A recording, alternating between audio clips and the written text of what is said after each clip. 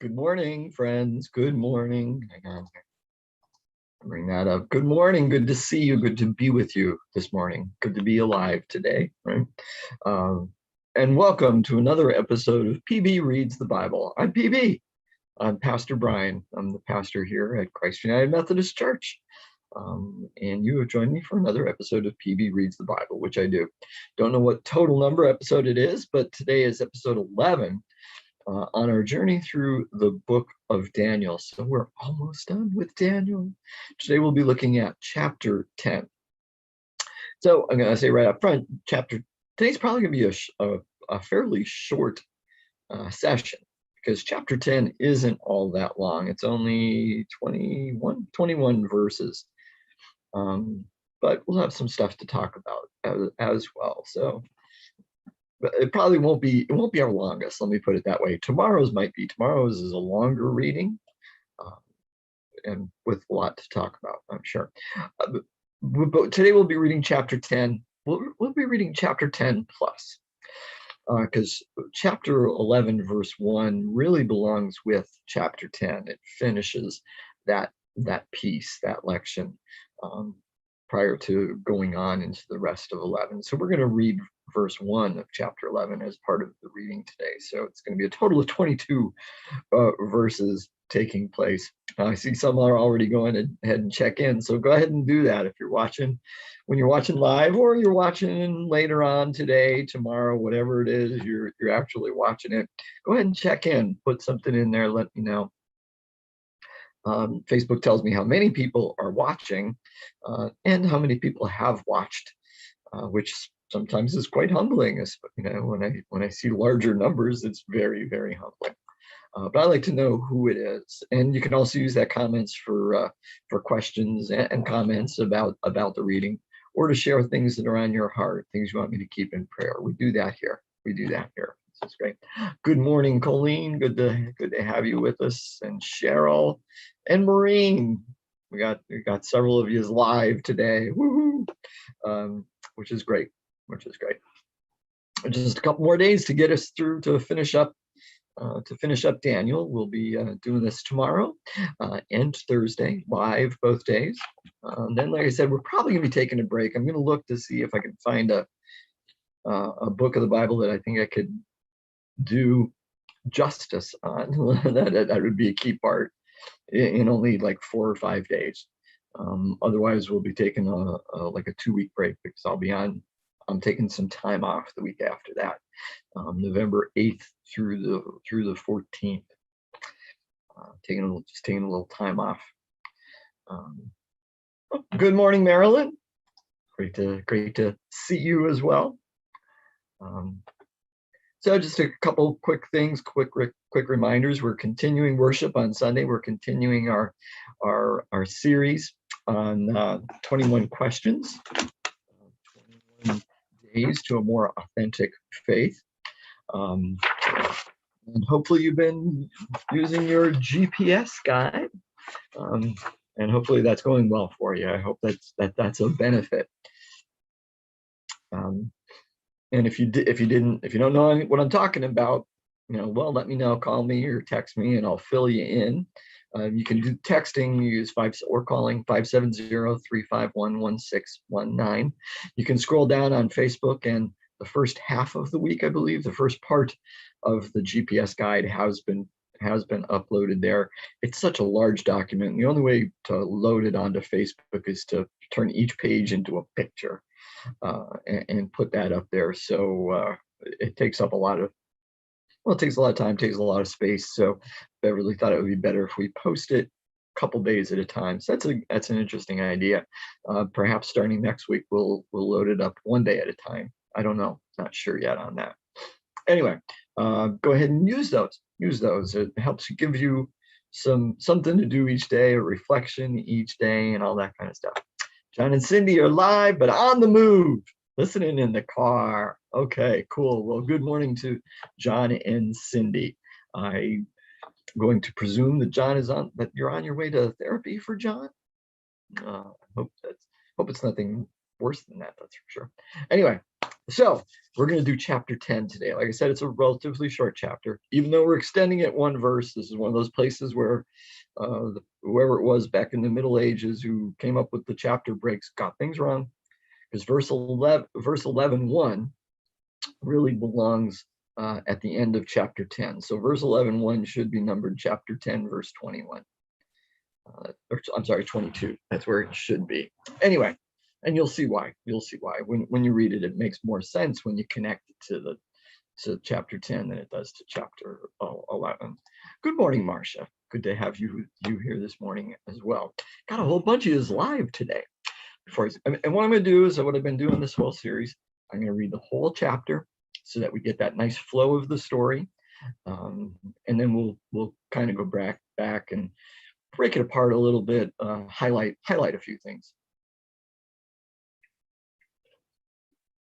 I need coffee before I do that. In fact, I need a lot of coffee. I woke up very tired this morning and with a headache. So bear with me. Bear with me. Caffeine is good for headaches. But it's not good when it goes down the wrong pipe, so to speak. All right. So here we go. Chapter 10. In the 3rd year of King Cyrus of Persia, a word was revealed to Daniel, who was named Belteshazzar. The word was true, and it concerned a great conflict. He understood the word, having received understanding in the vision. At that time, I, Daniel, had been mourning for 3 weeks. I had eaten no rich food, no meat or wine had entered my mouth, and I had not anointed myself at all for the full 3 weeks. On the 24th day of the 1st month, as I was standing on the bank of the great river, that is, the Tigris, I looked up and saw a man clothed in linen, with a belt of gold from Uphaz around his waist. His body was like beryl, his face like lightning, his eyes like flaming torches, his arms and legs like the gleam of burnished bronze, and the sound of his words like the roar of a multitude. I, Daniel, alone saw the vision. The people who were with me did not see the vision, though a great trembling fell upon them, and they fled and hid themselves. So I was left alone to see the great vision. My strength left me, and my complexion grew deathly pale, and I retained no strength. Then I heard the sound of his words, and when I heard the sound of his words, I fell into a trance, face to the ground. But then a hand touched me and roused me to my hands and knees. He said to me, Daniel, greatly beloved, pay attention to the words that I am going to speak to you. Stand on your feet, for I have now been sent to you. So while he was speaking this word to me, I stood up trembling. He said to me, do not fear, Daniel, for from the first day that you set your mind to gain understanding and to humble yourself before your God, your words have been heard, and I have come because of your words. But the prince of the kingdom of Persia opposed me 21 days. So Michael, one of the chief princes, came to help me, and I left him there with the prince of the kingdom of Persia, and have come to help you understand what is to happen to your people at the end of days. For there is a further vision for those days. While he was speaking these words to me, I turned my face toward the ground and was speechless. Then one in human form touched my lips, and I opened my mouth to speak, and said to the one who stood before me, my Lord, because of the vision, such pains have come upon me that I retain no strength. How can my Lord's servant talk with my Lord? For I am shaking. No strength remains in me, and no breath is left in me. Again, one in human form touched me and strengthened me. He said, do not fear, greatly beloved, you are safe. Be strong and courageous. When he spoke to me, I was strengthened and said, let my Lord speak. for you have strengthened me. Then he said, do you know why I've come to you? Now I must return to fight against the prince of Persia, and when I am through with him, the prince of Greece will come. But I am to tell you what is inscribed in the book of truth. There is no one with me who contends against these princes except Michael, your prince. As for me, in the first year of Darius the Mede, I stood up to support and strengthen him. Pause. End of chapter plus one verse. Excuse me one moment. Just want to check something out here before I say anything. Yep, first time. Okay. So what is going on, right? What's going on? Quite a bit, actually, even though it's a small passage, quite a bit to talk about. It does follow that usual pattern that the authors of Daniel have set up, and the author of this part, or the editor, perhaps the editor or the final editor and redactor, puts the stuff in there. They have something that would identify a year, but of course they're off. But don't read it literally. It's not historical. Okay. In fact, it's one more proof that it isn't, because it's off. It's off. It also contradicts what is said earlier about Daniel making it until Darius and Cyrus here. So it's off on the years between those two. It contradicts itself. So again, don't think of it, literal historical document. But, and again, that narrator just comes in briefly for that first verse. Then we get back to Daniel telling the story, telling this first person story of what happened to him. And he says, I've been mourning for 3 weeks. And okay, mourning probably for, for Israel, is probably the intent there. The author is probably talking about mourning for what has become of Jerusalem, mourning for the Hasidim that are being persecuted by Antiochus. But even better than mourning, we might want to translate that as fasting, because that's definitely what he's referring to. Excuse me. He's probably fasting with that spirit of grief and mourning, but he specifically says, no food, no meat, no wine has entered my mouth.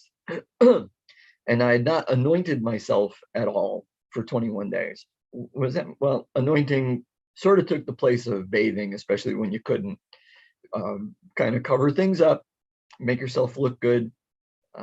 So he's hungry. He hasn't eaten in 21 days, and he kind of stinks. If you wanted to read it that way, or to give yourself that vivid image of what he's describing. He's in a weakened state. Now, the idea of fasting and then having a vision, well, that actually crosses cultural barriers.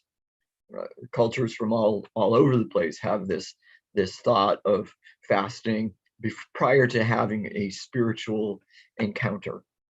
Part of it anyway. Part of leading to this spiritual encounter takes place in fasting, and it's definitely an Old Testament thing, a Hebrew thing, and an intertestamental thing, and a New Testament thing. When we think about Jesus, in the story is that he was in the desert for 40 days, didn't have anything to eat, and had his spiritual encounter, his challenge to his test. So that idea is quite common and prevalent throughout cultures and throughout this period literature as well. And he didn't anoint himself. Now, remember as I read that, I remembered Jesus speaking in the Sermon on the Mount. He says, when you fast, don't let anybody know that you fast. Don't go around with a sad look upon your face, and pour oil upon yourself. Pour oil upon yourself. Don't let people know that you're fasting. So part of the practice was to not oil yourself, and people would know that you were fasting. So that's what he was doing. And he's on the bank of the great river, and he saw a man. We're going to find out who that man is, at least presumably. It would be Gabriel. Okay, it would be Gabriel. And we'll know that. We'll understand why in a couple minutes, because it's not just a man, and he's not talking about a Messiah. He doesn't say the Son of Man or the Son of God or anything like that. He saw a man. So apparently Gabriel's appearance might have been a little bit different. Well, definitely because of the way he's described.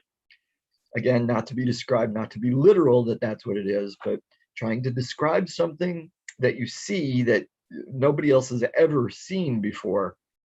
Well, it was kind of like, and so then he gives this description of what the man's appearance was.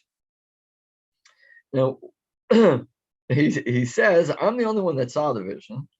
The others who were with me didn't see the appearance of Gabriel, but they shook with fear, they trembled, and they ran away and hid. Dr. Toner questions, did they hear something? What caused them to be afraid if they didn't see it? Perhaps he suggests kind of like the experience of Saul/Paul's compatriots, when Saul has his encounter with Christ, has a vision, sees Christ. Nobody else does, but they hear this disembodied voice speaking, and they're afraid. So perhaps it's a similar, perhaps Daniel is intimating, without actually saying it, the author is hinting that, well, they heard something. He doesn't say they didn't hear something. He says they didn't see it. They didn't see it, and they trembled with fear. Why else would they be afraid, right? There must have been something. But my strength left me. My complexion grew deathly pale. I retained no strength. And it says, I fell into a trance, face to the ground. That's how the NRSV translates it. The NIV says, I fell into a deep sleep, my face to the ground. Well, which is it? Well, kind of both, because the word or words, I'm not exactly sure, that are used and translated as deep sleep or translated as a trance do mean sleep, but mean a particular kind of sleep. And I'll read Dr. Toner describes it this way, because it's been encountered prior to this in Daniel as well as in other places. The term refers to those special moments when individuals sleep through frightful events in an almost anesthetized way. Okay, so it's more than just a sleep. It's such a deep sleep, almost anesthetized, almost as if they're knocked out, medically induced coma during something that occurs. To an extent that they may even be, not just seem to be, but even be temporarily dead. That's what the term would mean. And he gives a couple examples. He said, this is the kind of deep sleep. Same term is used to describe in the second creation story, the sleep that Adam is put into when God removes a rib to make Eve. That would be one instance. It is the type of sleep that Abram is described as being in prior to the smoking pot covenant or agreement. It is the kind of sleep that Sisera is in, allowing Jael to drive a stake through his head. Sisera was a bad guy. Jael was a woman who pretended to be nice to him. He fell asleep in her tent. She grabbed a stake and drove it through his head. It is the kind of sleep that Jonah is in when he is down in the bottom of the boat, inside the hull of the boat during the terrible storm. And if you remember that story, the crewmen on the ship have to come down and wake him up. They can't believe he's still asleep. What's wrong with you? So those are the kind of sleep, and that's what kind of situation Daniel is in. So kind of shape Daniel is in. several things happen. So this is definitely, he's describing an angelic encounter, and three times the angel helps him, offers angelic assistance. The first is to help him up because he's prostrate on the ground, and it says he gives him strength, enough strength to rise. Daniel is still so blown away by the situation, so stunned, he can't talk. It says his tongue is tied. So the angel touches him again and clears that up. So he's finally able to talk, but he says he's so weak, I can't do anything. I can't even breathe. So for a third time, the angel has to touch him. There's that number three. Which has been used in here already a couple different times. It was that he was 3 weeks that he was in mourning and fasting. So, which is like a perfect holy amount of time. And so now the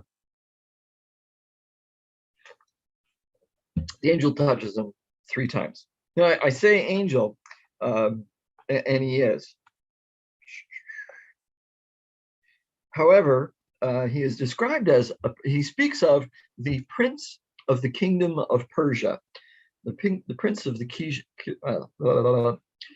prince of the kingdom of Persia. He is not talking about Cyrus or Darius, as if he's not talking about Cyrus as if we were reading this as a historical thing, as if it was, from the fictional setting.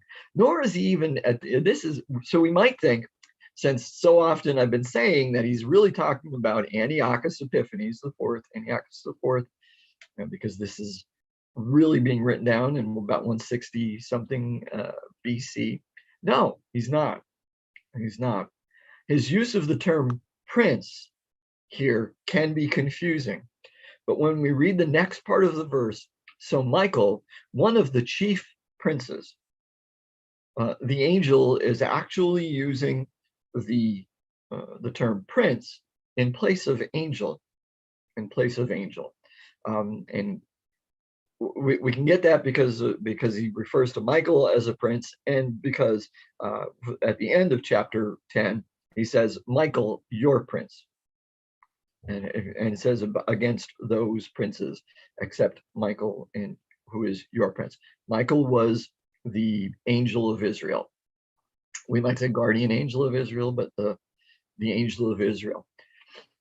So when he says he's been battling the prince of Persia, he's not talking about Antiochus. He's not talking about Cyrus. He is speaking about an angel who is the angel for Persia, the angel for Persia. Now, this is one of the only times in the Old Testament that kind of speaks about that. He's hinting at some sort of an angelic warfare, angelic battle taking place, heavenly warfare that is connected to earth, to this realm, through angels who are connected to a particular nation on earth. So he is battling the angel of Persia. And Michael, one of the chief princes, came to help me. So, and tradition says, and the mythology around angels says that Michael is one of the archangel. We would say archangel, not chief prince. Archangel, and the great fighter. And so I left him there to battle with the prince of Persia, the angel of Persia, so I could come here and talk to you and tell you these things. But then we see him getting restored to strength, and having the ability to speak, and getting back all of his strength. Now, these last couple verses, and it probably in Hebrew or Aramaic. I think this is Aramaic at this point. Oh no, this is back to Greek. It was the first parts that was 1 through 6. Anyway, not Greek, Hebrew. maybe in Hebrew it makes a little more sense, but when we translate it and put it into English, it seems that the verses are coming out in the wrong order. It seems that the verses are coming out in the wrong order, because he goes back and forth between a couple things. Do you know why I've come to you? Doesn't answer the question. He says, now I must return to fight against the prince of Persia, and when I am through with him, the prince of Greece will come. But then back to almost answer the question, but I am to tell you what is inscribed in the book of truth. Back to this heavenly thing. There is no one with me who contends against these princes except Michael, your prince. And as for me, in the first year of Darius the Mede, I stood up to support and strengthen him. So it seems like a couple of these things are out of order. It almost should read, do you know why I've come to you?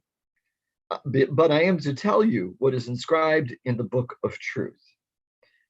Okay, that makes more sense when we put those two verses together, doesn't it? It does to me. They flow together. It answers the question directly. And Towner says, here's that idea of things being written in the book again. This wouldn't be like the book of life or the book recording the deeds of people, good and bad deeds of people. This, based on the context and what happens in the next chapter, would be the idea of a book where everything that was to happen and is to happen has already been preordained and written down. Which doesn't go with our theology, so we're going to have to figure out a way to get past that or to understand that. But this is, based on that, the author of this part is really set in the idea that if something happens, it must have been because God preordained it to happen in that way, and that's really not the case. That's not good theology for us. But anyway, putting those two verses together makes a whole lot more sense.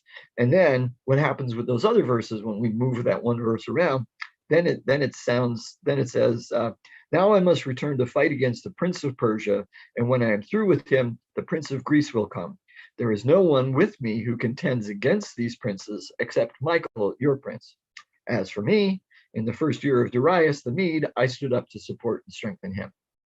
That makes a whole lot more sense then, doesn't it? Rather than going back and forth with two different conversations and two different flows of thought, we get one flow of thought followed by the other with a little bit of a connection because of that but, or because of the now. Now I must return. Got it? So and again, is battling the prince of Persia. After that will be the prince of Greece. In both cases, he's talking about angels, but what the author is also saying is that he's making that connection that what happens here on earth has a mirror image happening in heaven. So we're in a battle against Persia. We're in a battle against Persia, against Babylon. Well, it was Babylon, now it's Persia. We're in a battle against Persia at the same time that that's happening, because this guy is in charge here. There's a battle in heaven against the angel who is supporting Persia. And after this one's over, the angel says, as if he's predicting the future or saying what's going to be happening, although it's already happened, we will be battling against the prince of Greece, the angel of Greece, because the author knows that it's already taken place, that Greece has invaded, taken away Persia, and been a couple hundred years actually of this Hellenistic empire taking place. I think it makes more sense when we move those verses. But so that's what's taking place in all of that. We will return tomorrow and pick up where we left off there, starting with chapter 11, verse 2. Ooh. All right. So, my friends, thank you for joining me. Like I said, I said it was going to be a little bit shorter anyway, only a half an hour this morning. But thank you for joining me. I pray that this has been beneficial, that God has spoken to you in some way through what we've heard, that you've learned something or relearned something. Maybe you already knew this stuff and it just brought it back to your memory. That's awesome. That's awesome. Glad that God was able to use me to do that for you.